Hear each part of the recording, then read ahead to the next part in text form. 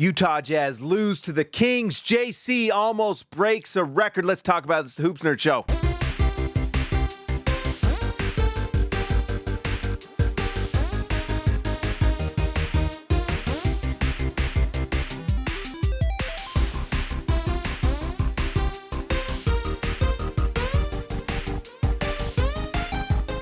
All right, guys, so the Utah Jazz lose to the Sacramento Kings. Let's talk about it. First, we'll just talk a little bit about the Sacramento Kings. This team is just everything I don't want the Jazz to be. You know, I'm happy for Kings fans if you're getting close to a potential play-in spot. You might make the play-in tournament. You might not. There's no way to tell. The Zach LaVine trade has not really done much. You lose De'Aaron Fox for pretty much next to nothing when you consider what the Jazz got for Donovan Mitchell and for Rudy Gobert. It's pretty rough. I'm not going to lie, Kings fans. I do not envy you. It's pretty rough stuff. You have terrible ownership. I don't know when you will ever be a championship contender with the way they do things in Sacramento. But, you know, you might make the playoffs. So there's that. In this one, the Kings beat the Jazz. 22 points for Zach LaVine. He had some moments where he looked pretty nice. 50 from the field, 50 from three. And then Sabonis continues to put up numbers, although tonight not that impressive. 12, 9, and 5. Honestly, a very good sign of how good Walker Kessler was tonight and how he has just done really well against Domantas Sabonis very, very often. So, you know, and this Sacramento Kings has basically turned themselves into Bulls West with literally with DeMar DeRozan and Zach LaVine. They're winning about as much as those same Bulls did. So, you know, that's what happens when you just go for the next player. You're just going for quick little wins, happy little victories, and those happy little victories end with sad endings. So, Art Vandelay, we love Keontae, though. Keep getting better. He's going to be a great trade piece for our star. Hater, Art Vandelay. Don't hate. Let's see. Social Suicide, welcome to Rookie. We got another rookie on our hands. We're getting a rookie come lottery night this year. And we got Social Suicide on the Jazz. Let's just hope that our pick does not get suicided on lottery night is all I'm going to say. I don't know. I don't know. Y'all said you wanted me back on Twitter, or maybe no one did. Well, guess what? I'm back. Well, you got it. It's coming for you. Every single one of you are going to hear the truth about everything, including the Jazz. I'm fired up tonight, and I'm annoyed that JC broke the record and then took it back. It was so close. All right, the Jazz did what they were supposed to, what they should do. Some of you might have some interesting opinions. I don't find them correct because the opinions you're going to find here are the correct ones. Lost and Found. I just realized my name had to changed it for the vibes. Lost and Found. Oh, there you go. Well, Lost and Found, welcome to Rookie, my man. Thank you for supporting the channel. I appreciate it a lot. Supposed to do tonight. Yes, what they were supposed to do. It's the right thing. Don't listen to anyone out there. Locked on ads, Jazz podcasts, Jazz promoted reporters, all of them. This is where you will get the right opinion. This is where you will get the uncensored opinion of what the Jazz need to do to get to a championship. I had someone ask me, well, let's just get into this. Well, this might go long. I guess I'm on some sort of vibe fueled by hate and anger. I'm here tonight to tell the truth. And the truth was Utah did the perfect thing tonight. Lose big time to the Sacramento Kings. Utah has some important losses coming up because this Utah Jazz team is on the path to a championship. They're doing the right thing by losing these games because the only way to get to a title is by getting championship caliber players, and you only get those in Utah or anywhere else through the draft. That's it. And that's the only way you do it. Only way. And so Utah did the right thing tonight. They got another step towards that. 24 games left, man. 24, and lottery night is going to come, and it's going to be incredible. Utah is going to succeed. We are speaking it to existence. Utah is winning the lottery. No fear. So anyways, let's go through the game tonight a little bit. Bryce Sensabaugh played and honestly had a few little moments. He had one fadeaway jump shot in the paint that was incredible. Now, I don't know if he could defend a unbeatable case. But he can certainly shoot the ball at times. And although not from three tonight, 28%. I don't know what to think about Bryce Sensabaugh. He better figure out how to defend, and he better figure out how to not turn the ball over at a high rate, because if he doesn't, you'll find out pretty quickly as this Jazz team adds on more young talent that those minutes are going to get difficult, right? So pretty interesting. KJ Martin has, in the short time he's been on the Jazz, has been a blast. If you are not watching, you're missing out. Yes, the Jazz are losing games like they should. But if you watch these games, there's a lot of fun things going on. KJ Martin, they put him in at power forward. Honestly, I love the idea of having him kind of switch to backup center. I think someone actually commented on the page here. I can't remember who it was. Sorry, but I love it.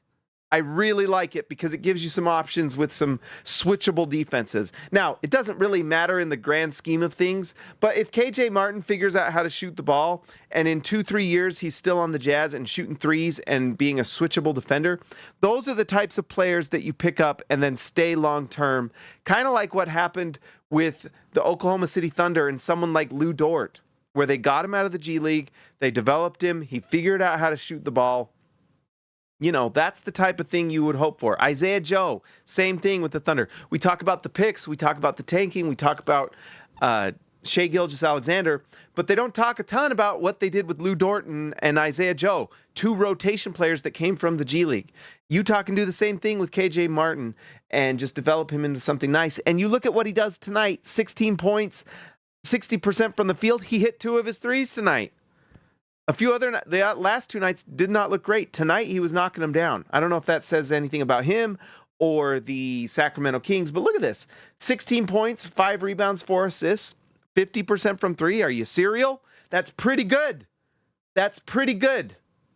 So something to watch, something to pay attention to. Lost and found, I think Jaden Springer might be a gem on defense. I think so too. These guys are athletes. It's kind of like I just mentioned with Lou Dort. Go get these athletes, put them on the floor. Utah's way to winning a championship is through getting wins in the lottery and getting superstar talent in the draft. And if Utah gets the top 3 pick, they absolutely have a shot with all 3 of those picks, whether it's Cooper Flagg, Dylan Harper, or Ace Bailey. And then there's potential outside of that. Let's say you really love VJ Edgecombe. I would love VJ Edgecombe at number 4. Lots of teams are fans, and lots of draft people are just locking him in at the 4. It's looking great. And so Utah, if they get a top 4 pick this year, you get a rotation player for the future, potential all-star at all 4 of those spots. And then we got to talk about 2026 because, oh my gosh, that draft is absolutely bonkers. But anyways, let's talk about the Jazz first, though. Walker Kessler, look at that, 10 for 10. He crushed Saboner tonight. He crushed Damani Saboner, and it was incredible. And I'm basically, at this point, I am pro keeping Kessler because he's proven it to me. I think if Utah can give him a contract that is reasonable, I think that you absolutely have to look at keeping him long term. Now, Utah's not there yet. They do not have their superstar yet. He's just not on the team. And if you're telling me Lauri Markkanen, I would tell you he's not even a top 30 player right now. Not even close. And so Utah has got some decisions to make this offseason because Utah has some big-time consequences next year with their pick. And with the draft like they have next year, holy cow, does Utah have some decisions to make? Because if they win the lottery next year, oh my goodness. But anyways, point is, Walker Kessler's really good. He's really good. And if you can keep him long-term on a reasonable contract, you have to do it. If Utah can get him for like $20 million a year, you are pretty ecstatic. pretty ecstatic. The cap's going up. But Utah has made some decisions. They decided to give Lauri Markkanen $50 million, and he's shooting 34% from three and can't handle the ball. So that's a problem. Lauri Markkanen's proven himself to be basically an elite role player this year, like a really great role player. But there's some things that have me really worried, and I think that Utah needs to really consider just trading Lauri Markkanen this offseason, re-signing Walker Kessler, and finding a way to get their top 8 pick next year. But basically, on nights like tonight, you're seeing that Walker Kessler has some serious potential for 10 years to be just an elite, high-level starter. I don't know if he's an all-star, probably never going to be an all-star. I don't think he's ever going to really be a stretch big or anything like that. But if he can be consistent at the free throw line, protect the rim, shoot, score, do all these things, that's great. I mean, 10 for 10 from the field is phenomenal.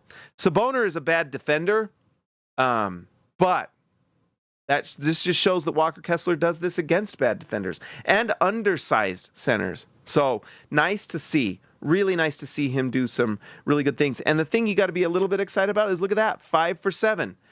If Walker Kessler's shooting 70% from the free throw line every game, then you're gold. You're absolutely gold. The thing that makes me scared is that he might command a big contract. $30 million potentially. That's what Hartenstein got with the Thunder, and that sets the market. You gotta look at what's the contracts going out there. Hartenstein gets $30 million. You can absolutely bet that Kessler's agent knows that and is going to look for that. And with the cap up, I do not envy the Jazz with negotiations coming up, because that is going to be tough, and you cannot overpay. Utah's already overpaid Lauri Markkanen. If you're given $80 million between Lauri Markkanen and Walker Kessler, that's pretty rough. That is pretty rough, and that catches up to you real fast. Utah's already learned the hard way with some of these other contracts, including John Collins, Jordan Clarkson, Colin Sexton. Utah, the last 2 seasons, has wasted 2 seasons because they didn't do what they were supposed to like they're doing now back then. Had Utah done what they were supposed to do, Amen Thompson would be in a Jazz jersey. Stephon Castle, who's probably going to win Rookie of the Year, would be in a Jazz jersey. And you'd still have guys like Collier and Keontae George, because they could have maximized their picks then. Now Utah's finally doing it. So whoever was telling them they could win, and I'm pretty darn sure, wink, wink, nod, nod, I'm pretty sure it was Ryan Smith pushing that stuff. And every new owner makes mistakes. They all do it. We've had quite a few doozies from Ryan Smith. Luckily, he's also done some nice things. Utah does not. Utah has a good owner, but they've made some mistakes. And one of them was trading away a first-round pick. Ryan Smith did that with Dennis Lindsey, trading away a first-round pick just to get off of Derek Favors' contract. That was horrible. And Utah is paying the price for that next year. Still paying the price for that mistake. Terrible. The other thing is not tanking when you should have the last 2 seasons. Yes, they tanked at trade deadline. Yes, they did. And no one stood up for them more than me. But you know what? I was pretty wrong, because, sometimes you get a little more information, you find out a few more things. And to be honest, Utah was really silly not to do what they're doing now then. Because guess what? Utah would be developing Keontae George alongside Amen Thompson right now. And he looks like... Guys, my goodness. And I still believe in Taylor Hendricks, and I think that might work out fine anyway, because Taylor Hendricks, I think, is going to be really, really solid for Utah. But boy, howdy, it is tough to watch Amen Thompson right now. Don't watch him. It'll put a tear in your eye. And then, Stephon Castle, who looks like Drew Holiday. Guys. It's why in life and in basketball, you cannot push it. You got to do the right thing, and doing the right thing doesn't always mean the easy thing. Doing the right thing sometimes is hard. Sometimes means going out on a limb and letting people be mean to you on Twitter. But if you know it's right, then it's right. Okay? If it's the right thing, it's the right thing. You got to stand up for what's right. And that, for this Utah Jazz team, is tanking. It is the right thing. Would you guys like to win a championship? I would like to win a championship. Do you think this Sacramento Kings team is going to win a championship? Raise of hands. Comment in the comments. Which one of you thinks this Sacramento Kings team is ever winning a championship in the next 10 years? They are not. I mean, I guess I don't want to sway your vote, but I would tell you right now, DeMar DeRozan, Zach LaVine, and Domantas Sabonis, they are not leading you to a championship. Sorry. And if every single time you go into the offseason saying, let's get the best player we can in the trade. Oh, look, Mikal Bridges is available. We better trade the house. That's a great way to never win anything. Organically build on your team and having an all-star next to him. That's how you do it. Especially with how strict the CBA is now. The CBA is ultra strict. Ultra strict. And so you can't do the trio to win the title anymore. You can't do it. Ask the Phoenix Suns. They went all in, and they got KD and Devin Booker, and they stupidly traded for Bradley Beal, and look what's going on. They have no room for other players, and they traded all their picks. These picks all matter. Because guess what? If Utah wins the lottery this year and next year and gets a top 4 in both picks, they are going to win a championship. Because every single one of these players that they are developing right now are the players that will play next to those guys. But not Lauri Markkanen. He's getting too old and he can't defend. Sorry. You cannot give $50+ million to a player that doesn't defend at a high level. Sorry. That's just not how you win championships. All right, let's talk about Jordan Clarkson. He broke my heart. He was 0 for 14. He had broken the all-time record for the Utah Jazz of missed field goals without a make. And then he made a layup right at the end.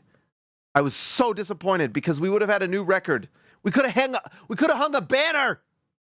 Jordan Clarkson gets the first triple-double for the Jazz in like 20 years. Jordan Clarkson gets the best record for them. I wanted it. This Utah Jazz team just keeps dangling carrots. It makes me mad. Why can't Jordan Clarkson just miss that last shot? Why can't you just give me something, Jordan Clarkson, to be happy about? Just once. Just once I want Jordan Clarkson to give me something to be happy about. Nope.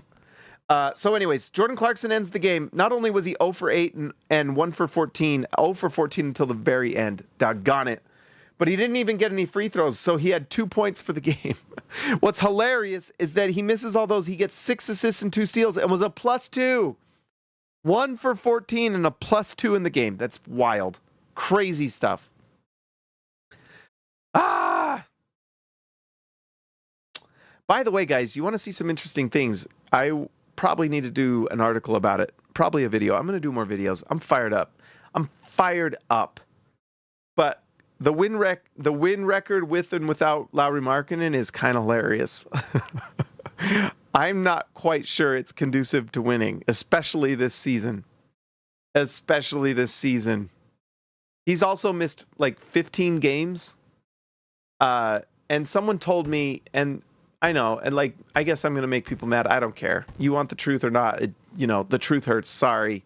But Utah has rested him 15 games this year. So this idea that Utah could be bad enough with Lauri Markkanen was a lie. That was a lie. They have rested him 15 times this year. So if you would like AJ DeBonsa, if you would like Darren Peterson, if you would like Cam Boozer next year. By the way, ESPN just released their mock draft. And I bet you all thought, just like me, that Cam Boozer or AJ DeBonsa would be on the top of that draft as the number 1. No, it's Darren Peterson. Unbelievable prospect. And you get one of the top 3 picks in next year's draft, you are getting a star. We're looking at like the LeBron draft, where it's like LeBron, Carmelo, all those guys in that draft. And Utah needs to be a part of it because Utah needs that superstar on their team, and that's how they'll get it. But anyways, I lost my train of thought. I was making people mad about Lauri Markkanen. Oh, well, 50 million, I don't know. It doesn't matter. If Utah doesn't trade Lauri Markkanen. Oh, the lie that was that Utah could be bad enough with Lauri Markkanen. That was a lie. That was a lie. I told you before the season started we should have traded him. That's what I would have done. That's what they should have done. I bet you that's what Danny Ainge wanted to do, by the way, as well. Everyone said, oh, Utah will be bad enough with... No, they've had to rest him. And I know this sounds like a dichotomy. Well, Lauri Markkanen's still a really good player. He's just an elite role player, right? And he doesn't take the Jazz to the level of playoff or championship contender by no means. But he is good enough to beat the bad teams in the league. So if Utah wants to be like at 9 or 10 in the lottery, like they were the last 2 seasons, which what keeping Lauri Markkanen proved, then that's what they do. You keep Lauri Markkanen, you'll get like the 10th pick. Congrats. You're the Sacramento Kings. Or you could trade him and you could get a superstar in the draft and go young and go on. But anyways, everyone told you that wasn't from here or SLC Dunk that you could lose with Lauri Markkanen. And I guess I even fell for that trap a little bit. But yeah, that was a lie because they've had to trade it. They've had to rest him 15 times. Utah still has 24 games, by the way. So they're going to have to rest him at least, 25 games? 30, right? So Utah wasn't bad enough with Lauri Markkanen. Can we put that to bed? That was ridiculous. And it's proven to be completely false. Completely false. Can we be honest with ourselves about these things sometimes, please? Please? So that doesn't happen. If Utah had traded Lauri Markkanen this season, would have been much more or less stress. But they should have also done it because Lauri Markkanen's not worth $54 million like he's going to make in the final year of his contract. He's just not. He's shooting 34% from 3. He's not an on-ball player. And Utah's going to pay him $54 million in his last contract. So if Utah's goal can be get a superstar in this draft, and I think Cooper Flagg is going to be an absolute star. The question will be, is he a top 5 player in the league or is he the best player in the league? I guess we'll see. Even Cooper Flagg, I'm not sure he's the number 1 player in the NBA over, like Jokic. Maybe. He could be. He has potential. He keeps getting better, and never say never. So if Utah gets Cooper Flagg and he becomes the best player in the NBA, that's incredible. I have a hard time because Utah, if they paid $54 million to Lauri Markkanen, and then Walker Kessler's coming up, probably going to ask for $30 million. That's not a lot of forward thinking by the Jazz and their owner. That's tough. And so Utah can make this right, but they've made some choices. I mean, their books are going to be clean after next year, but it's tough. That was not probably the best idea, guys. Because, you can keep Lauri Markkanen, and they've lost enough games this year to be at the top of the lottery. But Lauri Markkanen shot 34% from 3. That's just a fact. Lauri Markkanen on the advanced analytics defensively is terrible. Like 7th worst defender in the league. Terrible. Yes, he does some nice things. He's a great volume 3-point shooter, at least last year, not this year. He's good in transition. He does some nice things on offense. But everything he does has to be set up by someone else. So that's really tough. Utah's, by doing that, has kind of tried to build their house before they had a basement. And it's really rough. And the problem is now, like, if you want to trade Lauri Markkanen, you have to match salaries. So if you're going to have to look at bailing someone out and waiving a player, kind of like Utah did with Russell Westbrook. Maybe Utah can do that with like a team like the Golden State Warriors or someone like that that's desperate. There are probably going to be teams out there that have some bad contracts they want to get off of, and Utah could sign and waive some guys. Maybe.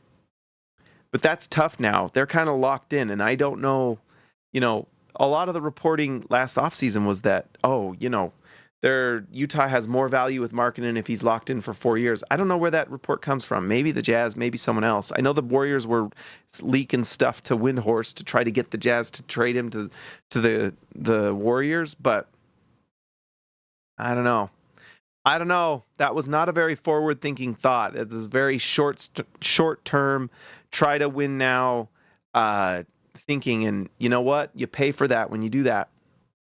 Anyways, let's move on. Isaiah Collier had 7 assists. It's crazy that we're to the point with Isaiah Collier that like 4 assists leaves me really disappointed. Even tonight, I'm like, oh, just 7? Just 7? He's averaging 6 for the season, but since he's been a starter, he's averaging like 8.6. It's wild. The assist numbers from Collier are incredible. He would have had more, but the players around him are not hitting at a super high level. Like Jordan Clarkson went over 8, and it's not Collier's fault when he's passing in the ball. So anyways, I'm just so impressed with Collier. And look at this, 2 for 4 from 3. And they were 2 above the break threes. That's the good stuff.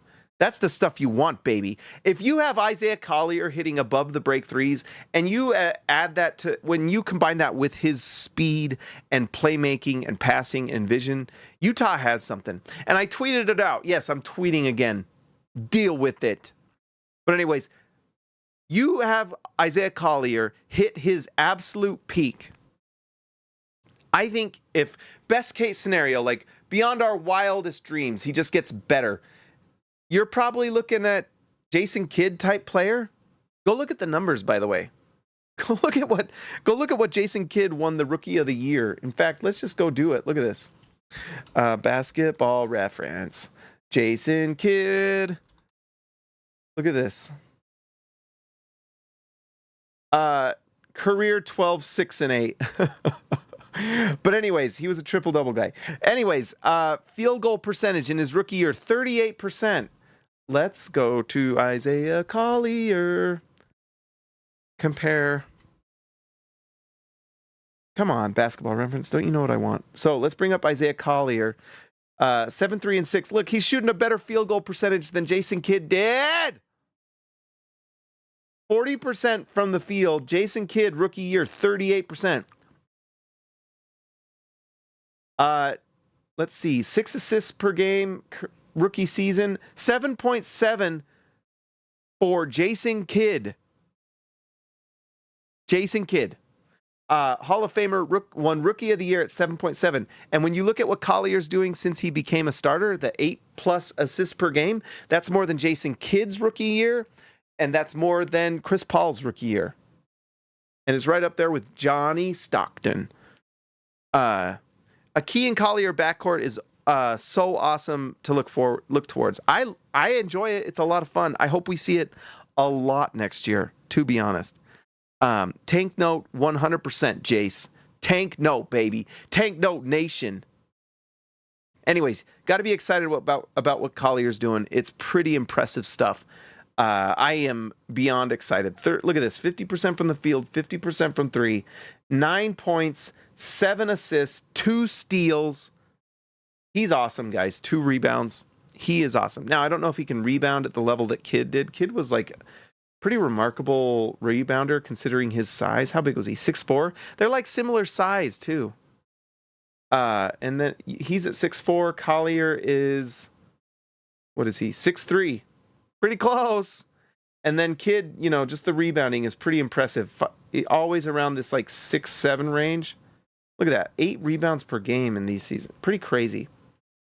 So anyways, I think that Isaiah Collier's like incredible comp would be Jason Kidd. How cool would that be if he can just keep developing? Keontae George shot it pretty well from 3 for 8. He wasn't super great from the field, 4 for 12. He did have 5 assists, though. I think one thing we're seeing with Keontae George is that he's looking like an amazing 6th man for the Utah Jazz. And that might have been his destiny anyway. I'm sure in his mind he wants to be a starter and scoring at a high level and leading teams to glory and all that. And he may, but I don't know. We'll see. It is fun. I like Lost and Found said, Key and Collier when they're on the floor is a lot of fun. It's a lot of fun. And I wish Utah had been more forward thinking than signing Jordan Clarkson to a long-term deal, because Utah has Jordan Clarkson on the books next year too. And You have nights like tonight, it's fine. Jordan Clarkson has nights where he's good, but the long term, what is the role of Jordan Clarkson on this team long term? I don't know. But I do know that Keontae George and Isaiah Collier are players that the Jazz should and will be developing because they're young, nice prospects that have a chance to really improve and become nice players. So I wish the Jazz the last 2 seasons have been more forward thinking, and we're paying the price a little bit.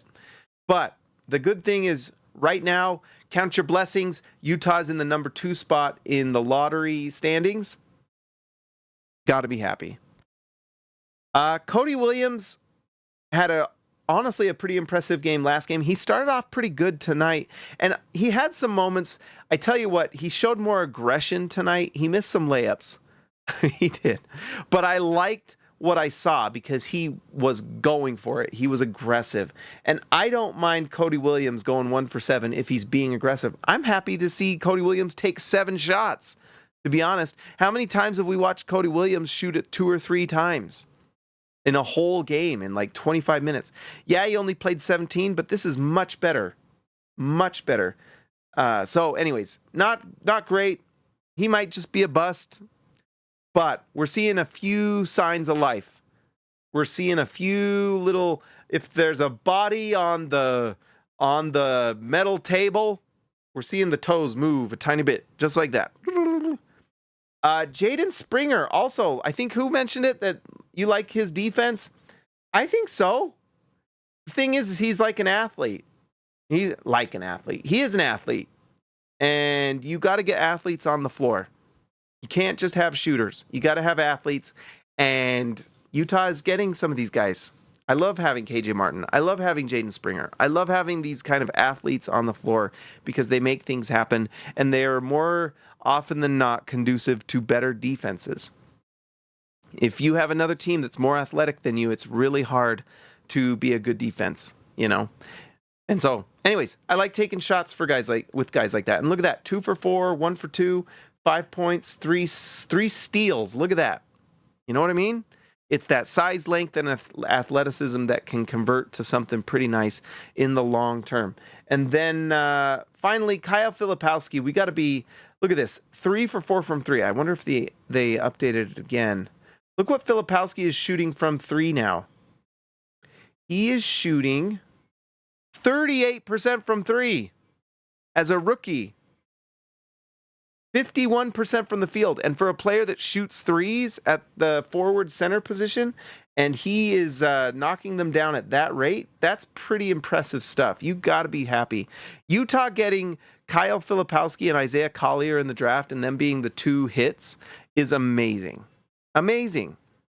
Now, I don't know if Isaiah Collier or Filipowski are ever going to be all-stars. Long-term, high-level role players. Why not? So far, and if they just keep taking steps, building strength, working on their game, improving their skill level, no question they can become high-level players for the Jazz in the future.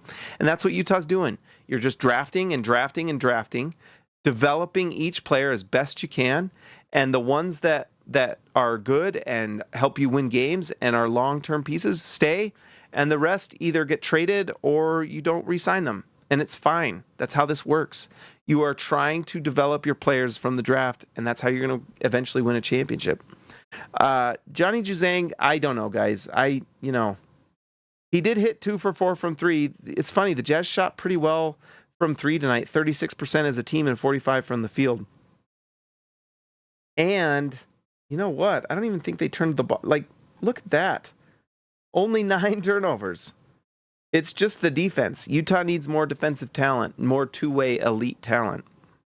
So it just is what it is. So I think that's pretty much everything tonight, guys. But we do have to look here, guys. Look at this. How exciting is this? Utah is now in sole possession of the number 2 spot. Charlotte's playing poorly. They've lost 4 in a row. Utah needs to keep this pace because Charlotte is pushing hard. Pushing hard. And so Utah's got to keep it going. All right, let's see. Let's pull up the music. Guys, I'm invigorated. I'm rejuvenated. I'm feeling excited. I am just ecstatic about this potential lottery and what it could mean for this Jazz team. If the lottery was today, guys, Utah is at the number 2 spot. Let's see what would happen if it were today. Here we go. Boom! Woo! Utah keeps the 2 spot. I can't believe it. San Antonio gets Cooper Flagg. That is like the worst. Of all the teams winning the lottery, that's the last team I want to see win it. Putting Cooper Flagg with Wembanyama. But you know what? That would be a life lesson for the Jazz and Ryan Smith. Like, look at what San Antonio might get. And would you be scared of San Antonio if they get Cooper Flagg and combine him with Wembanyama? You bet. But that's because they did the right thing. And Utah decided to wait. And now they're finally doing it. Utah gets the number 2 spot. They get their pick between Dylan Harper or Ace Bailey. I kind of, you know what? It's a win either way, in my opinion.